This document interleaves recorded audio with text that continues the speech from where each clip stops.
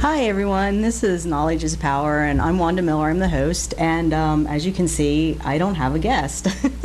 Actually, I do have a guest. She is a special guest, Representative Patty Kim from Dauphin County. She's the 103rd Legislative District, and she is en route. Her aide did call me, or her assistant did call me, and to say that she's en route. She's probably stuck in traffic because she was coming right from work in Harrisburg to York here. So hopefully she'll be here soon. And in the meantime, first of all, last week we had a little bit of confusion and fun. It was fun confusion though, because my intrepid cameraman Ace was not here. He was at the Strand performing, and he tells me that it went really well. He's back this week, so now this week we don't have a guest, but he is back. And worst comes to worst, I'm going to get him in a chair and I'm going to interview him about all the really interesting things that he does, because he does a whole bunch of different performing arts activities, and he has a really cool resume being built up at this point. So while I'm waiting for Representative Kim to come, I'm going to just talk a little bit about her and give you some information about her. So when she comes, she can just kind of hopefully just sit down and we can just go from there. But I first, two things actually from last week. I had asked everyone to send cards to Genevieve Bush, and that's still ongoing. I don't have the address up on the screen because I thought that I'd have my guest here and I wouldn't have to kill time. So anyway,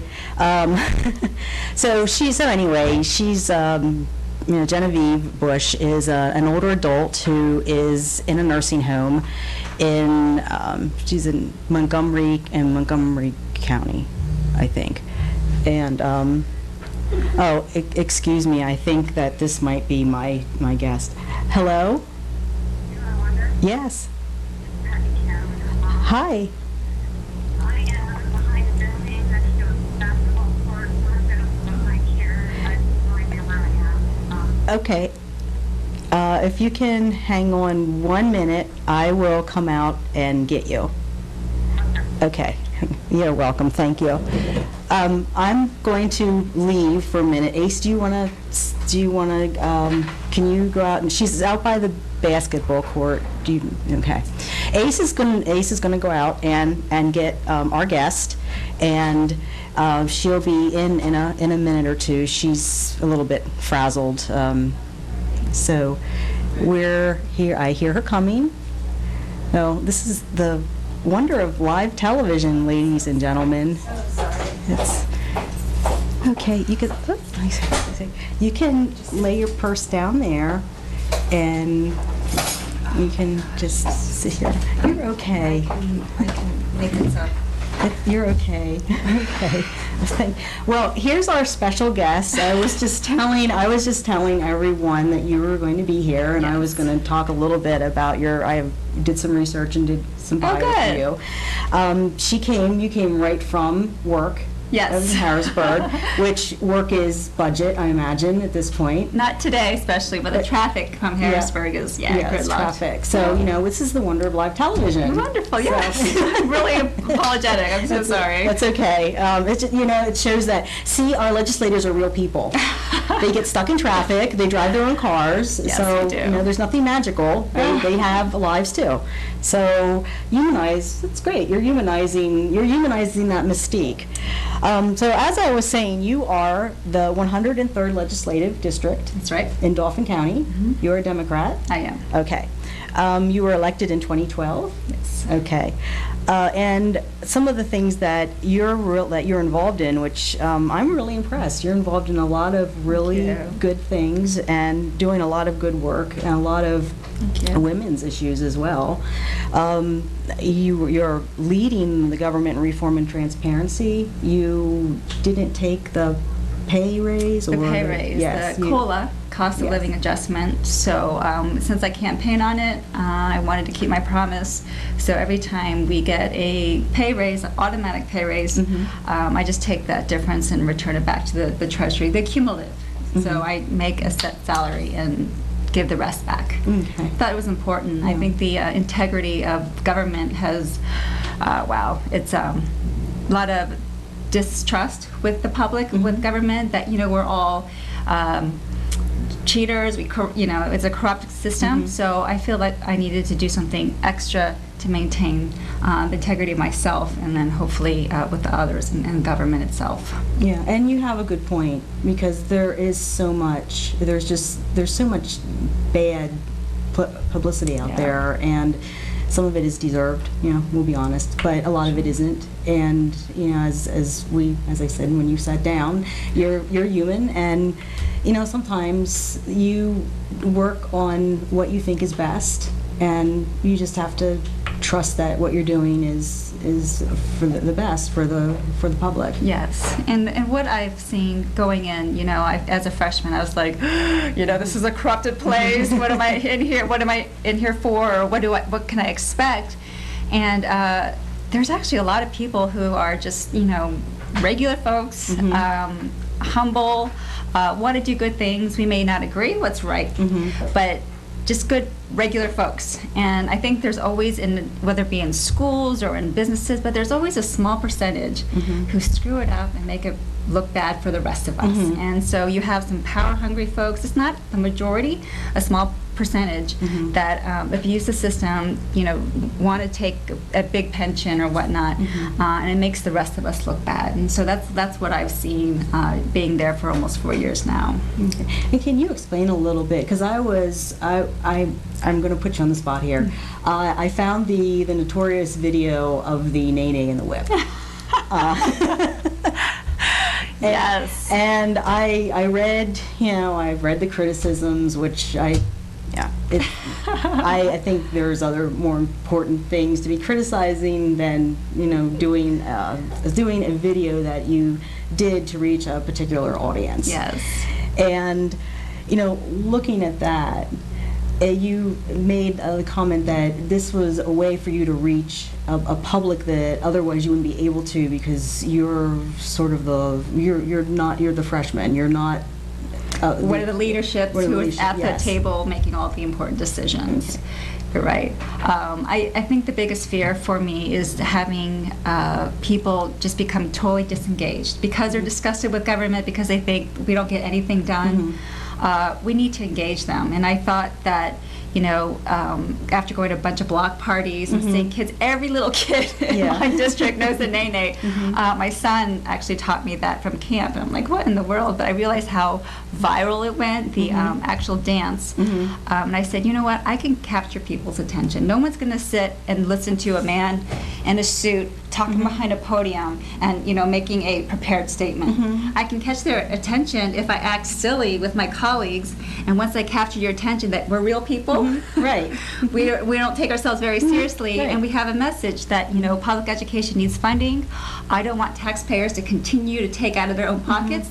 Let's let the oil drillers and the gas companies who was doing well and pay their fair share for our education. And I thought that would be a simple message. Yeah. A lot of my Surprise.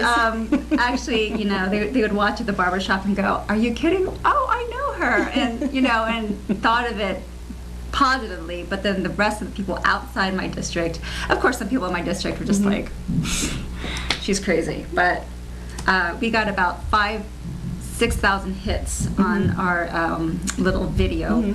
And usually a caucus or one of our state videos usually get 5 to 50 views. So I definitely reached a bigger audience in terms of our messaging. Yeah, and I think Representative Schreiber was he was rocking out. He could have used another practice. I was looking at him and thinking, wow, he should be in a Gidget party, beach party, like doing the swim thing with the surfer hair. I love Representative Schreiber. He's one of those guys who he doesn't take himself too seriously. No, he doesn't. He's just really great. Yeah, I have a lot of fun with him, and we do a lot of work together. Yeah.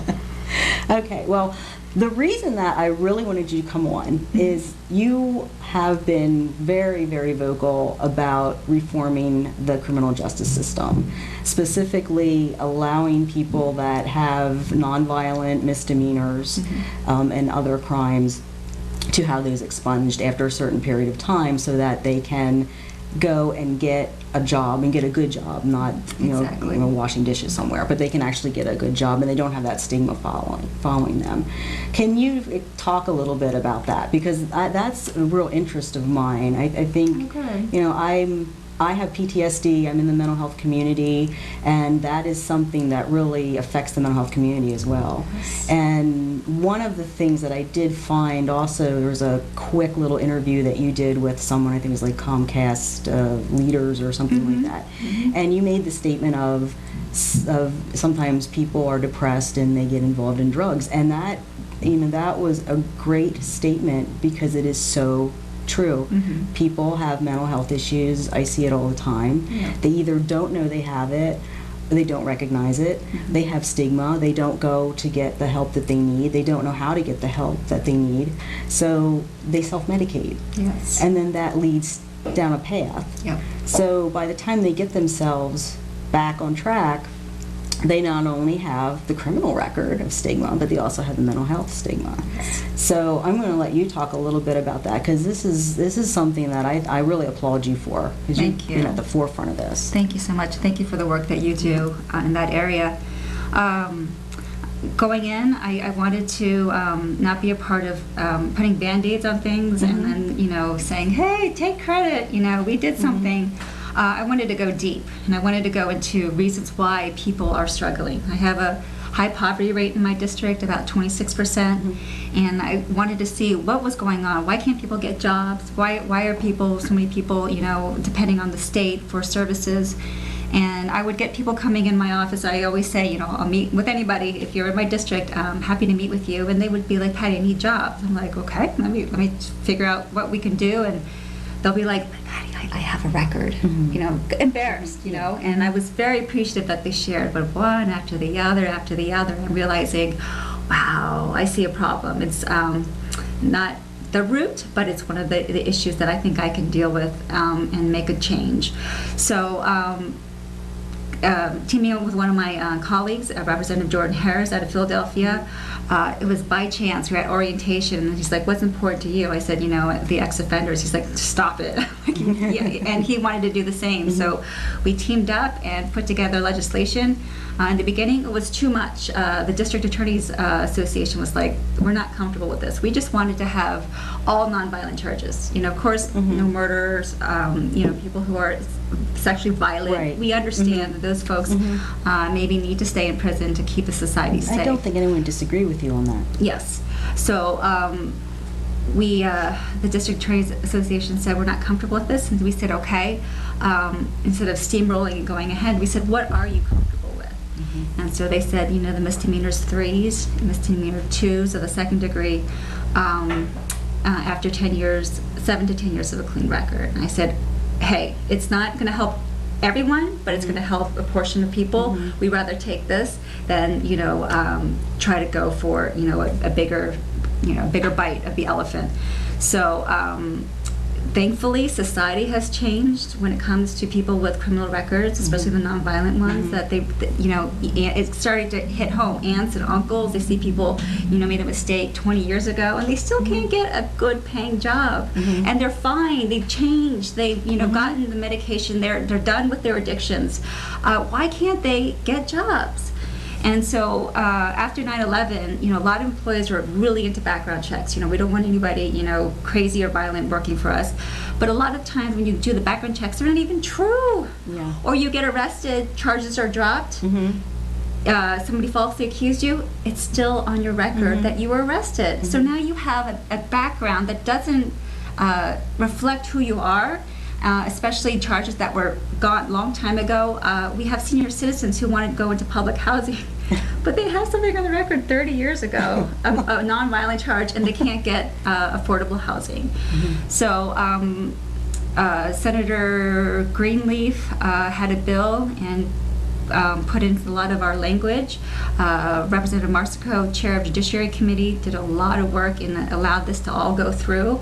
So this law will be in effect in November, and I think Good. this is huge. It It's is. huge for a lot of people, and I think a lot of people just want that scarlet letter taken off. You know, they're embarrassed. They feel like, you know, they're marked as a bad person, but you know, we're starting with the M3s and M2s, and then hopefully we can expand and get more of the nonviolent. Like, you know, a felony can be forgery. Exactly.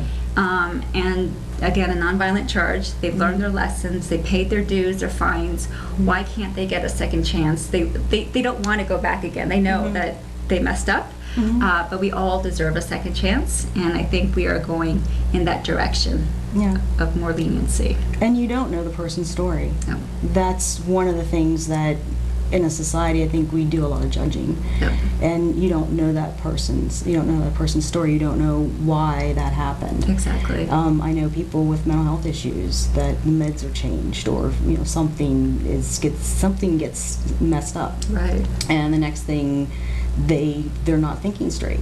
Because, and it's really not even their fault. And I know an actual case of this where there was a woman who, because we have a real lack of psychiatrists. Psychiatrists are very, very, very scarce right now. I see.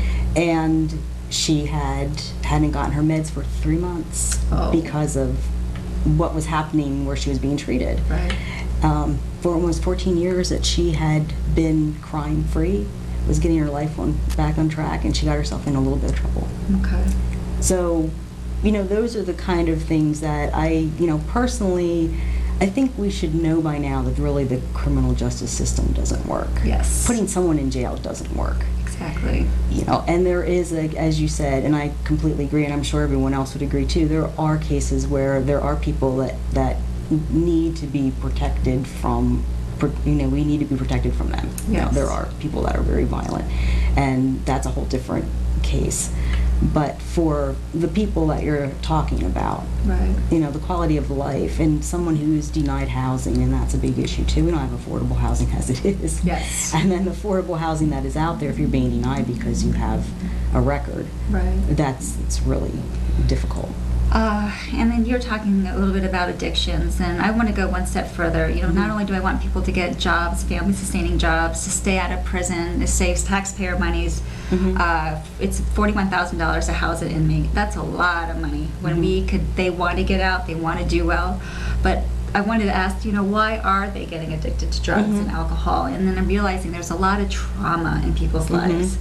You know, a lot of bad things happen behind closed doors, and you were telling me how, you know, sometimes people self-medicate, you know. So how do we go even further and prevent trauma from kids? And, you know, how is the porn industry, you know, affecting all of this? It's too big to tackle, but I want to understand even more why people are hurting so badly, because government is now becoming, I feel like I'm Aunt Patty in my office, because families are broken, they're disjointed, they live far away, and they need an aunt to say which direction to go to. And I'm happy to play that role, but I would much rather have families together, healthy, and supporting each other. I think that's the best way, you know, instead of having a 30-minute meeting with me and trying to point them in the right direction. So I just want the quality of life for everyone to be better, because everybody, I don't care what color, race, gender, sexuality, just wants to be happy and healthy. And I feel that if we just, you know, give people the resources or point them in the right direction, that we can kind of achieve a little bit of that.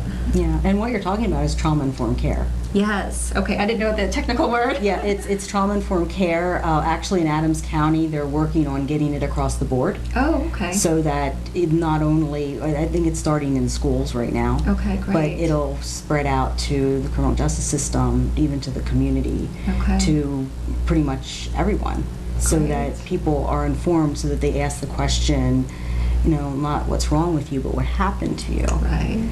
There's a woman, I actually went to a trauma-informed, we had, York was really wonderful. Michelle Hovis is our Human Services Director. Okay. And herself and a few other leaders got together, and they organized this trauma-informed conference there's a whole day of just trauma-informed information. Oh, I wish I was there.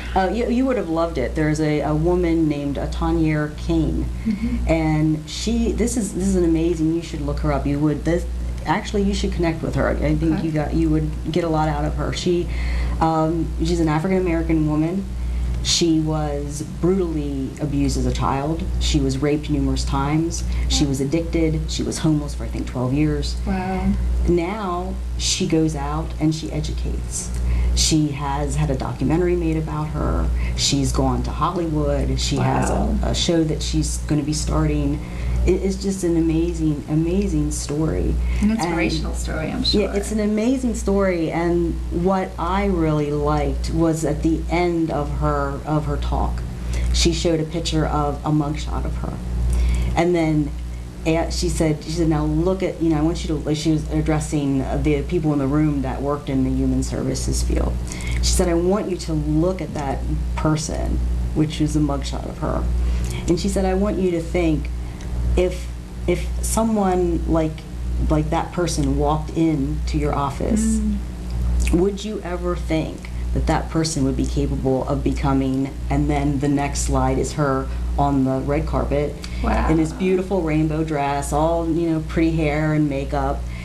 Would you think that person could become this person? Wow, that's powerful. And so she's there. So that's a great thing. I'm glad that you're involved in that, because the legislation, there's a possibility that there could be legislation connected to that. Yeah. The trauma-informed care. I think we're going to talk more about women in leadership, but I know men as well, but we need more compassionate leadership, and I see a trend. I think more, with the opioid heroin crisis, we all came together, Republicans and Democrats, to tackle this difficult issue. But to hear a story, to feel for that person, not to judge them, but to say, how can we be more helpful, in government or wherever, any agency, to help that person? Because you're right, when we see somebody with a mugshot, we're like, bad person for life. I don't want anything to do with it. Right. But you ask, what is that person's story? Why are they like that? And, things change. So I just think, more compassionate leadership is the key to help heal our society, our districts. Yeah, so let's just use that as a segue into women in leadership positions. Yeah. As I know you were the first, let me see, you had a couple firsts here. You were the first Asian American woman to serve in the Pennsylvania House of Representatives. Yeah. That wasn't my goal. Yeah, it wasn't your goal. I mean, but it just happened. And it's a really crazy, journey how I got here. I went to school for nursing because I wanted to be compassionate toward, my patients. My nursing professors were like, "You're not right for the job, Patty. There's life after nursing." And I'm like, "Oh man." Left, and I just kind of did a Hail Mary and thought maybe communications. I could be a news reporter, so I did that. I did that for 10 years, and it wasn't too bad. Wasn't really feeling that need to fulfill. Like, I wanted to help people. Went into city council for 7 years and found that wonderful fulfillment of helping people and guiding them in the right direction. And then this position opened up. So, I just kind of went this way to this position. But really, really honored to be here and to find ways to truly help people. Yeah, and you're an inspiration. Well, you really are, because when we talk about the little, right now there's kind of this whole debate of whether or not the Disney princesses are they really, is this something that we want our daughters to emulate? Right. And I have my opinions on that. I really don't think it's that big of a deal, but anyway, I think that seeing women like you in leadership positions, because you're from a diverse background, you're well spoken, you're educated, you're an attractive woman, and you're very, you have the whole package. And it's a great role model for a little girl, that she doesn't have to think, well, I have to choose between being smart or pretty or being, this powerful woman and not having a family. So I think, women like yourself are great role models. Oh, thank you. And I know you're involved also in the Emerge program. Yes. Emerge is actually Emerge America. It's a big umbrella, and then two of my colleagues, they get all the credit for starting this up in Pennsylvania. Representative Tina Davis from Bucks County, and Representative Mary Jo Daly in the Philadelphia area helped really carry this up the mountain, so to speak, where we train women who are Democratic women how to run a successful campaign. And I keep trying to analyze, why are there more men than women in this job? And a lot of times I think people are realizing women like to vote for women, and there's 53% of women voters who tend to like to vote for other women. But the elections are so unpredictable, so if someone retires, they're like, oh, we need somebody to run, let's get a woman. Hey, how about you 2 weeks before the petition process? Come and do this. And this woman's like, are you kidding me? And so if we are, do this in advance, they get 6 months training, mentorship, and tell them, how to get through this process. It's tough, but this is how you win it. It's going to add more, I think, women in the leadership positions. I think the Pennsylvania state legislature has only about 17% women. Again, more than 50% women in the state. For the Democratic caucus, we don't have any women in the top 3 leadership positions, so we have some work to go do to get up to the very top, but it's a slow process. Yeah, and Representative Shriver's chief of staff, Soleil Pinos, is one of the first graduates. Yes, she's great, and I think she'd make a great candidate. Yeah. I know she'll make a great candidate. And I'm trying to get her on the show. So. That's your hit. Yeah, you're trying to get her. See, Representative Kim's here, and I'm being nice to her. But, I'm being nice to her, so. And one of the other things you also the wages, raising the minimum wage. Yeah. You're also really advocating for that. Yeah, so I was fortunate to be the prime sponsor of House Bill 250. It's going to raise the minimum wage to $9, and then 6 months later to $10.10 an hour. I introduced this like 4 years ago, so people were thinking $10, probably how about $15 an hour? So it's a little bit outdated, but it's definitely a step in the right direction. Right now it says, $7.25 an hour. That's about $15,000 a year. For a minimum wage worker. People are like, Patty, they're all, kids out of college, they don't need to be paid $10.10 an hour. A lot has changed. A lot has changed where there are a lot of older folks doing minimum wage jobs, just the way the economy has gone. A lot of the jobs have been shifted out overseas. It's a problem, and we need to give people a living wage. You can't get an apartment, pay for food, pay for car payments, and live on $7.25 an hour. So I see some employers getting it. They're saying, we can't get the quality folks we need, so they're going up by themselves, $10, $12, $13 an hour, even $17 an hour for like warehouse jobs. But there are some businesses that are still using the $7.25 an hour, and I just want to lift it all the way up to $10.10 an hour, which will help improve, I think, the quality of life as well as the economy. Yeah, and then you really can't live on that. There's really no way. I was just at a housing summit the other week, and one of the things that they talked about was low-income people spend up to 90% of their income on housing. That's a lot of your income. What do you do about car repairs or kid needs new shoes? It's not doable. It's not doable. It's long overdue. I'm hoping maybe in the fall or something that we can work something out. But it really needs to be changed. And I just hearing some of the folks on the other side of the aisle say, see, Patty, it's already happening naturally. Let's make it a free market. But how long do people have to suffer with this low minimum wage until people are like, oh, I get it. I have to pay you a little bit more so that I can keep you longer and that you don't jump ship because someone else is paying 10 cents more an hour. Right. Live in their shoes. State representatives get an automatic pay raise. I can stink at my job and I will still get a pay raise the next year if the CPI, the Consumer Pricing Index, works out for me.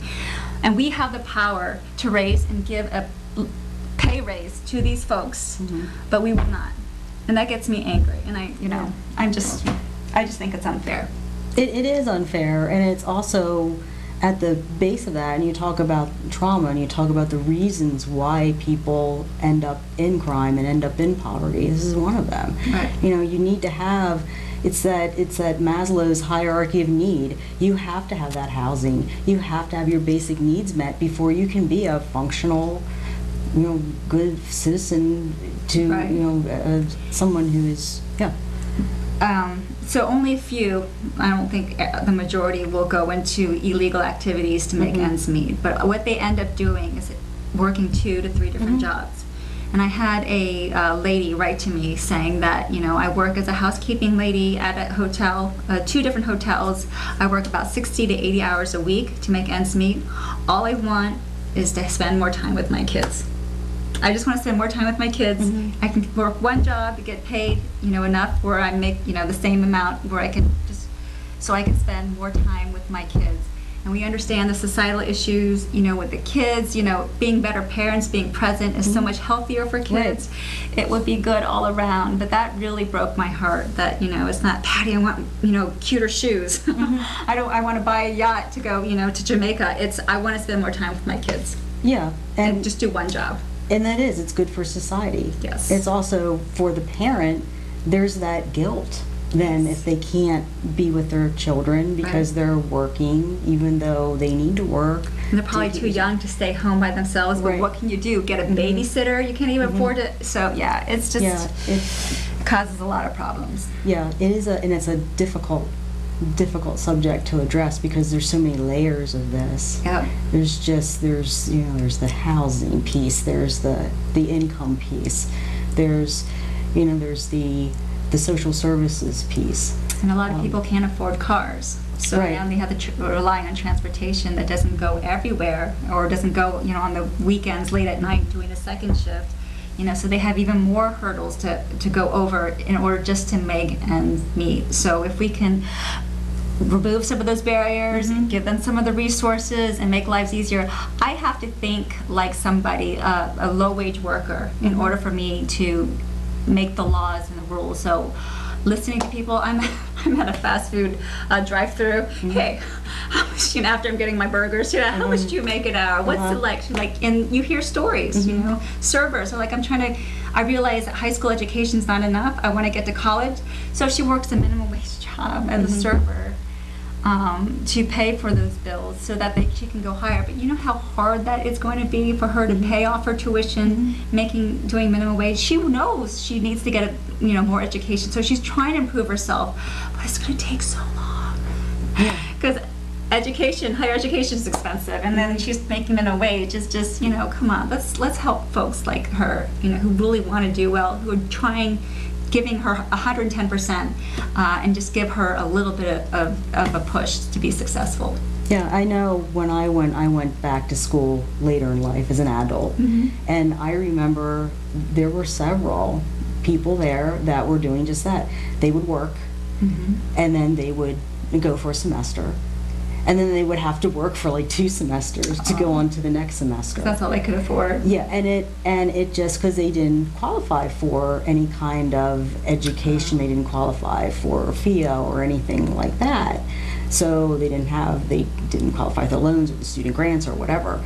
So they were doing this by themselves. And you're right, it takes forever to go through school if you're doing that.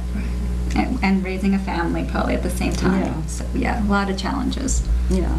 So what legislation are you working on now? Is there anything that you're working on now or that you would like to see?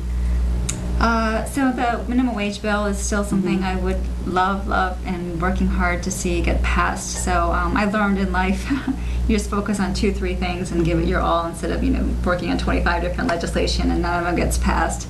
So I would say the minimum wage bill is the most important to me right now.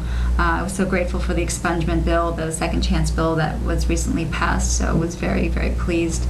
But public education, just wanting to make sure that schools get adequate amount according to their needs, and of course be held accountable for how they use the taxpayer money.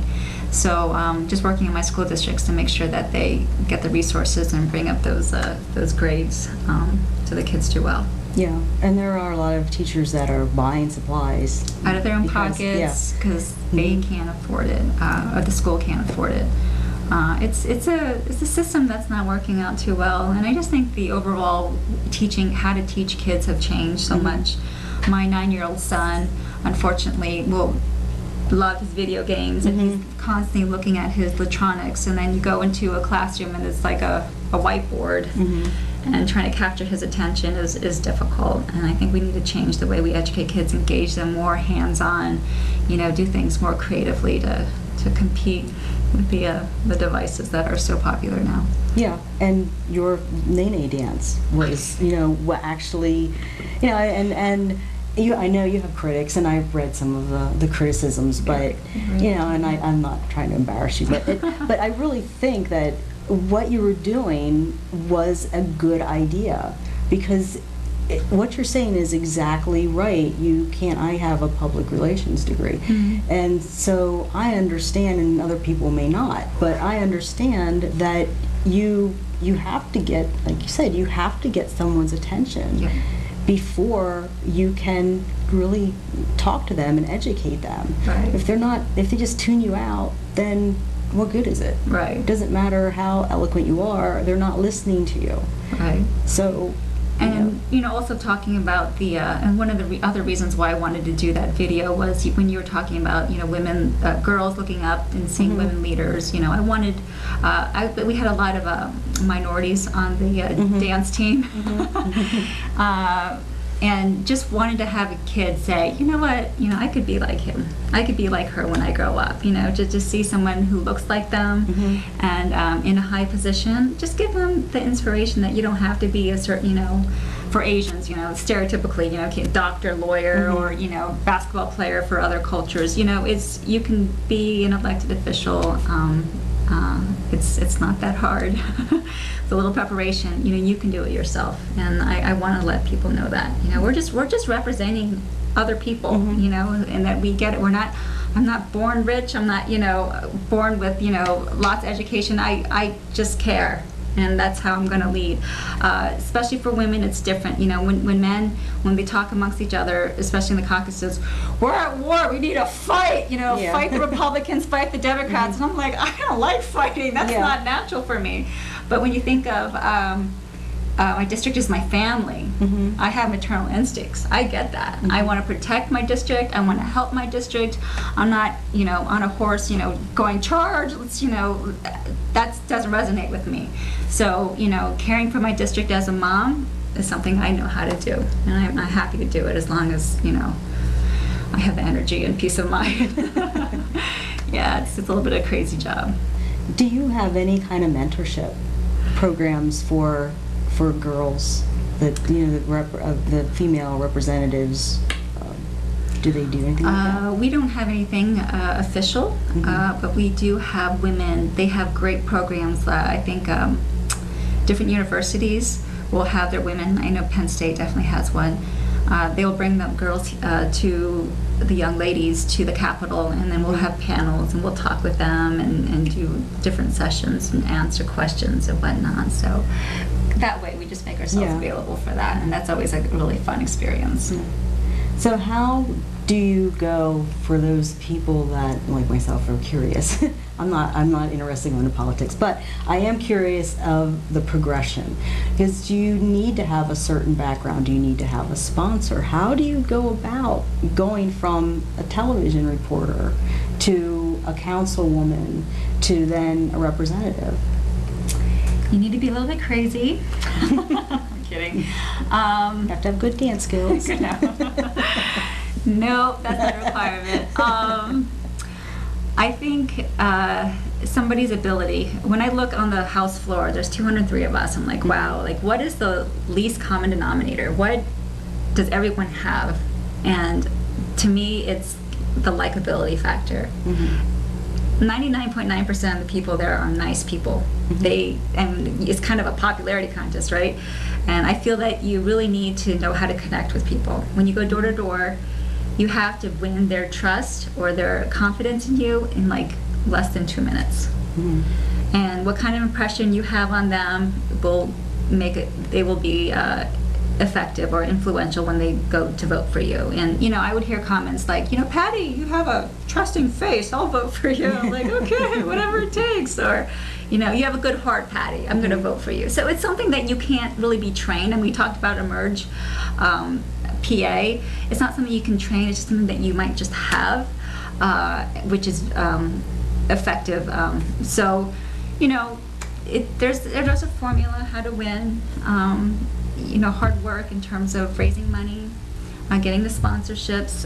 You start with family, you start with your base, and then you kind of expand.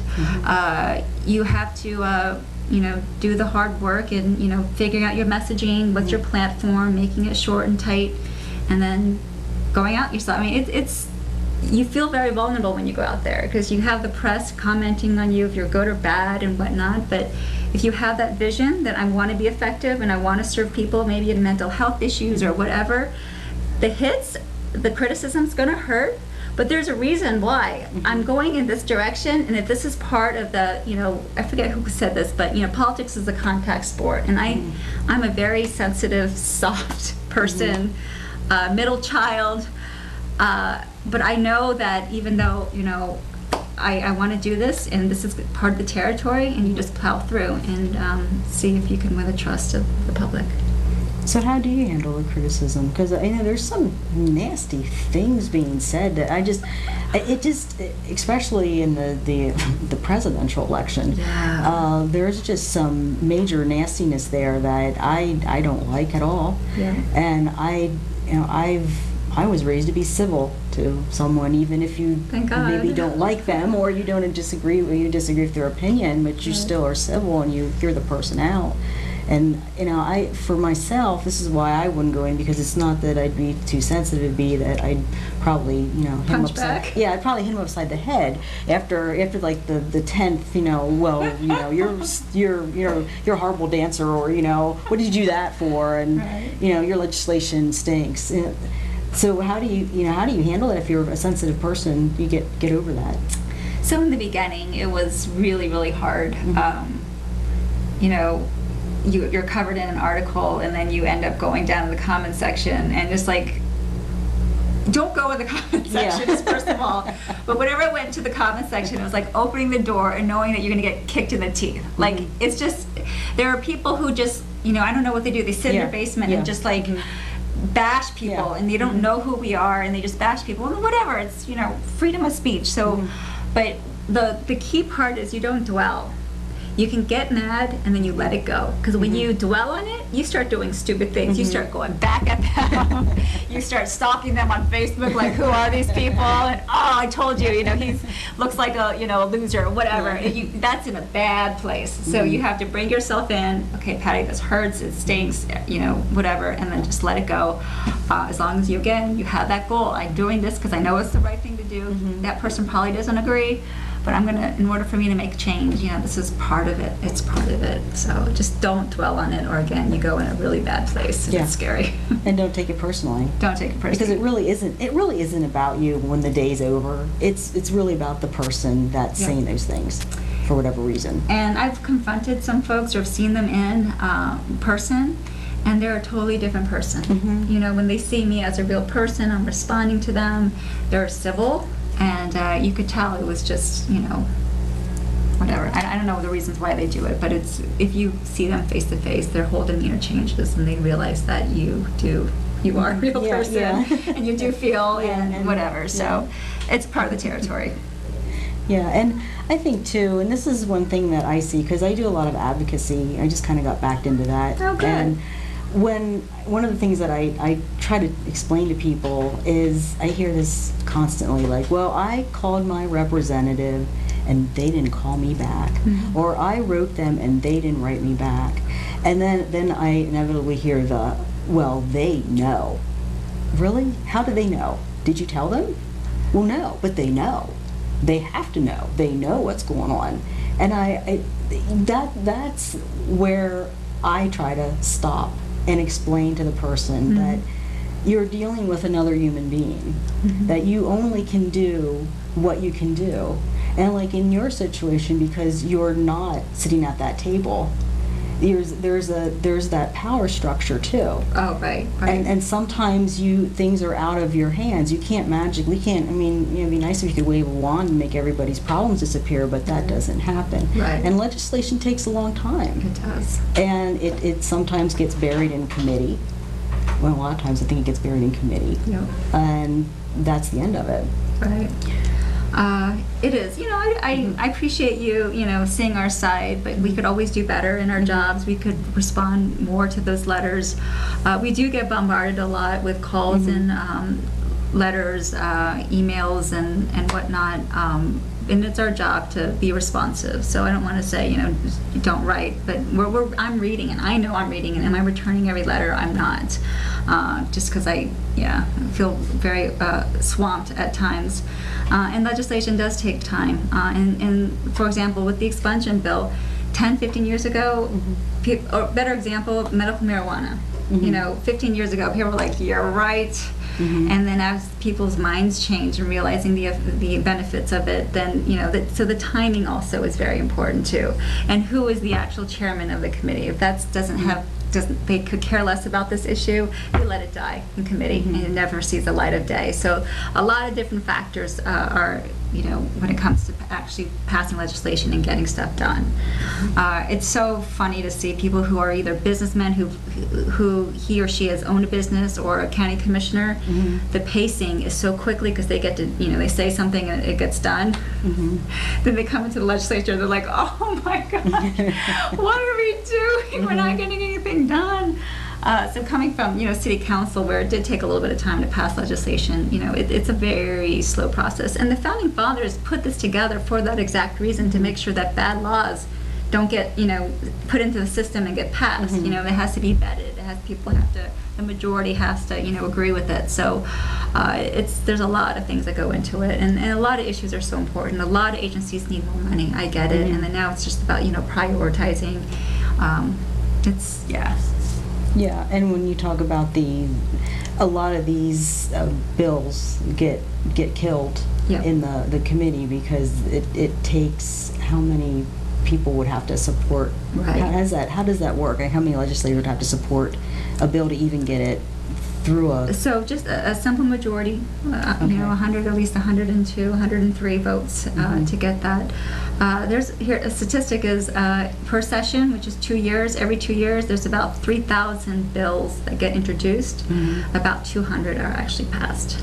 Yeah. It's very... There's not many that get passed. Right. So you have a right to be excited about yours because it made the cut. It took a while, but it made the cut. Yeah, I was very excited. I knew that it was unusual to have it pass so quickly. Yeah, and you have, I found that, let me see here, you are on several committees yourself. Is that yes, true? I see your list, and it's a little bit outdated. Is outdated, yeah. I'm on appropriations, where we decide where the money goes, local government, urban affairs, and children and youth. Okay. And I love all those committees because they really affect my district very well. So that's a lot of work, 5 committees. So with the children and youth, because we're in York, our children and youth agency is having some difficulties. Okay. They're on their 3rd provisional license. If they are on a 4th and they don't pass, then the state will take over. When the committee with the children and youth, what kind of things do you do? Are you drafting legislation? Are you... I'm fairly new to the committee. I came in right after the whole Penn State scandal, and they passed a lot of the background checks laws, and we're coming in now. They're tweaking it because some of it just didn't work out, or people couldn't afford to get those background checks. So Governor Wolf said, if you're a volunteer, you can get those background checks for free, or clearances. I'm sorry, I'm not using the right terminology.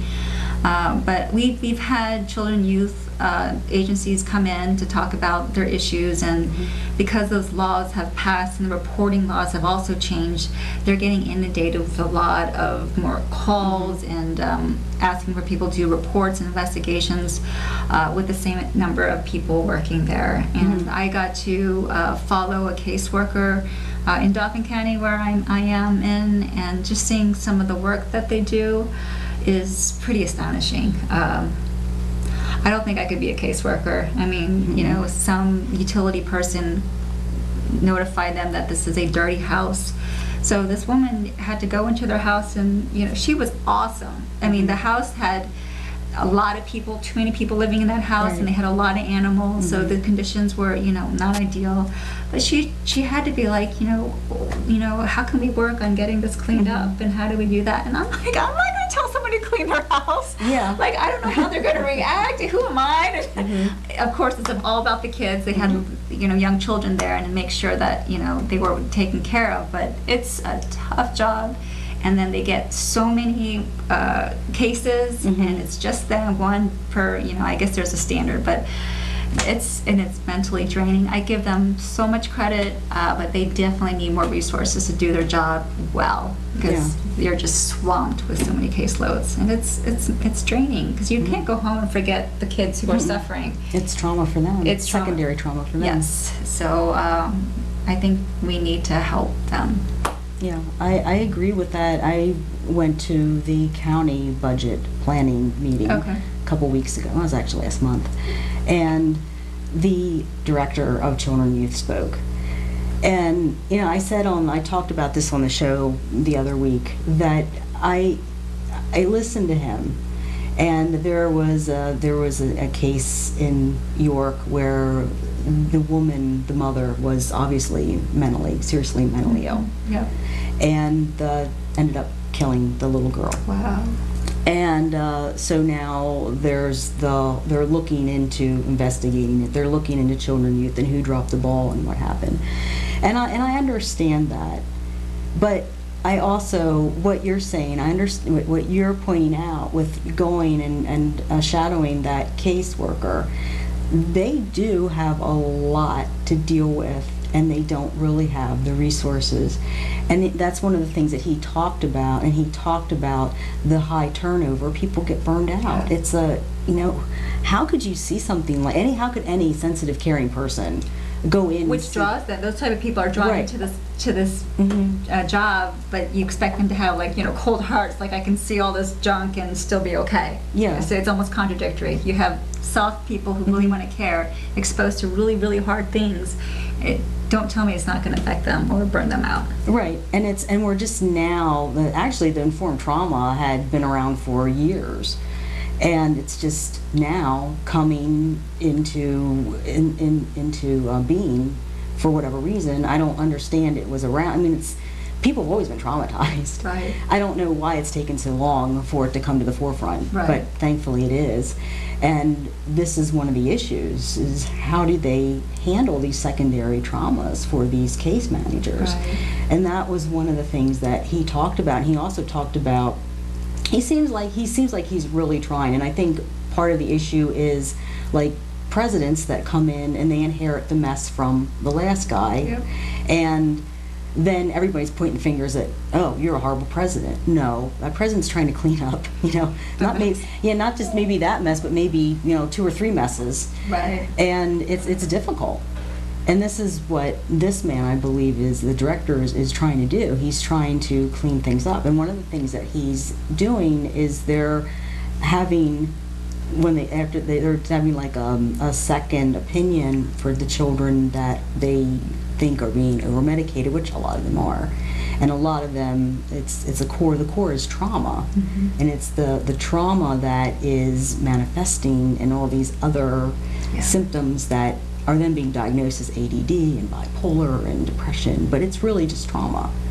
And he's trying to do that. And I think as far as like the resources, and I'm going to talk a little bit about the budget, because how can we not? That's something that last year there were a lot of issues. This year there's still, it's not quite passed yet, is it? It's still in the Halfway works. there. It's halfway there. Halfway there, and we learned today that we will be back in session on Sunday and then work through the week. But you make a great point. I think in society, with the quick responses we get and the microwave and whatever, we want things done quickly and efficiently.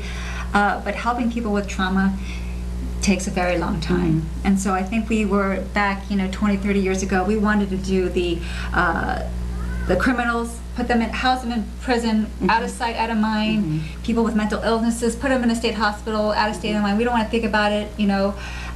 Sweep everything under the rug. And then you realize it costs a lot of money. On the flip side, rehab and, you know, addictions and whatnot, it's really, really expensive. Now it's becoming out of control, and the problems are getting worse. So my philosophy is we really, you know, I love Secretary John Wetzel, with the director of Department of Corrections, you know, doing a lot of programming. And programming is expensive. It takes a while. That's what we need to really heal folks, you know. We need an investment, or we can ignore it, and we can suffer the consequences of it. So, you know, right now the battle is, you know, what do we prioritize? Where do we put the money in? Okay, but we don't want taxpayers to pay more, so taxpayers are asking for more for less, you know, which all of us are doing right now, especially 5 years ago when the economy was, you know, not good. So it's a struggle, you know. Should we ask taxpayers to pay a little bit more for really important causes, or don't we? And so that's where the battle is right now, and it's tough. It's tough. There's no easy answer to this at all. Yeah, and I know mental health, and that's a big concern of mine, and human services, because I go to these committees and I go to the meetings in my local area, and I see over and over again, people are hurting. You know, they're just been cut. And at that budget planning meeting, the director of MHIDD came out with his graphs, and, you know, a couple years ago it's up here. Now it's like basically nothing. Right. But they had double the amount of people, number of people to help. It's scary. Exactly. And I don't know what the solution is to that, and, you know, I wouldn't want to be in your shoes trying to figure it out, because it's got to be difficult. It has to be very difficult. And trying to explain to people that, okay, well, it might cost $1 million initially, but over the course of 20 years, it's going to save money. Yeah. That it's hard to sell that. Right. Because people, they want that, like you said, they want the quick fix. Yeah. And they want that, we just want, you know, something for nothing, basically, and that's not the way it works. It doesn't work out that way. And, you know, we have people on the other side of the aisle who don't think government should even be a part of this, you know, and it's not even their role, and let's shrink it, and you cut, you know, $10 billion, you know, and the people on the other side are saying, no, we need this stuff is important. So anyways, I think election matters, I think votes matter, and we really need to take a look at the people who you think reflect your ideals, because it really is important. Yeah, and you're raising a good point, because a lot of people don't vote. Right. And a lot of people spend so much time worrying about what Trump is going to say next, and Hillary and her emails, which, you know, and Bernie and whatever Bernie's. It's going to endorse or not endorse. Yeah, feel the burn. You know, and I don't have an issue with Hillary or Bernie. I do have an issue with Trump, and I've said that, and I've given him the Stinky Skunk Award, because he just things that come out of his mouth frighten me. Quite frankly, they frighten me. I never expected I would do this. I was in the car driving the kids home, listening to NPR, and Trump was on the radio for a soundbite. And I had my hand on the volume because I was afraid of what he was going to say, and I was going to turn it down because I don't want to hear him say something racist or something to expose my kids. And I'm like, what am I doing? Yeah. This is a presidential candidate. He's not like Howard Stern or someone who's like a shock jock kind of thing. This is a candidate, and that really hit me. Like, I have to protect my kids from what he says sometimes. Yeah. Whew. And it is. I was at our local Democratic women's group. They meet every month, and they have speakers, and they're open to the public. And I've talked about that on the show too. You don't have to be a Democrat to go. I am, you know, but they're open. They have all the transparency. They talk in front of, you know, I was sitting there thinking, wow, I could be anybody, and, you know, they're fine. You know, they're talking about politics and which candidates are, you know, not really doing what they should be doing and other things. And the thing that I really found interesting was at the last meeting, one of the women, lady of color, she spoke out, and she said, quite frankly, if Trump wins, she's going to be afraid. As a woman, as a person of color, she's afraid. She's going to be scared in her own country. And I thought that was pretty powerful and also sad that, people are now feeling that way. Right. I think Trump has opened the door, and it's shocking. I thought because everyone was acting politically correct that things were getting better, that we're not so hostile to one another, but it was the PC-ness, and Yeah. there's a lot of people who don't feel that way, and it's scary how some people view other cultures and are not open-minded at all and would wish that they would just go away, and it's eye-opening. I'm not going to vote for Trump, but he has definitely taught us a lesson of what we need to work on. Okay.